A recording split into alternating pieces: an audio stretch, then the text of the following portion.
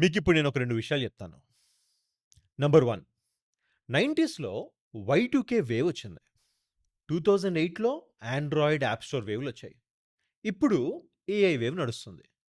ఎన్ని వేవ్‌లొచ్చినా ఆ టైంలో దాన్ని వాడుకోలేకపోతే వాళ్ళు ఎక్కడికి వెళ్ళలేరు. రెండోది చాలామంది యంగ్ ఎంటర్‌ప్రెన్యూర్స్ ఆర్ ఎంటర్‌ప్రెన్యూర్ అవుదాం అనుకున్న వాళ్ళు చాలా మంచి మంచి ఐడియాస్‌తో వస్తారు. కానీ ఈ ఐడియాని ఎలా ఎగ్జిక్యూట్ చేయాలి అన్న నాలెడ్జ్ ఉండదు. అలానే దానికి కావాల్సిన స్కిల్స్ గూడా ఉండవు. ఫర్ ఎగ్జాంపుల్ నేనొక యాప్ తయారు చేద్దాం అనుకుంటున్నా. నాకేం టెక్నాలజీ రాదు. సో, నేనేం చేయగలను? ఎవడి కోసం వెయిట్ చేయాలి. సో, ఇప్పుడు ఈ 2 విషయాల్ని పక్కన పెట్టి, మీరే గనక ఆ పరిస్థితిలో ఉంటే, ఈ ఏఐ వేవ్‌ని వాడుకొని యాక్చువల్ వాడుకోవడం గాదు.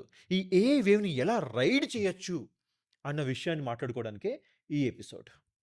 మనీషొచ్చి అతను ప్రతి టూల్ గురించి నేర్చుకున్న విషయాన్ని బయటపెట్టి, ఒక ఐడియాని ఒక అద్భుతమైన ప్రొడక్ట్‌గా ఎలా మార్చొచ్చు ఇన్ లెస్ థాన్ 2-3 అవర్స్ ఎలా మార్చొచ్చు అని మనతో చేయించి, చేసి చూపిస్తాడు.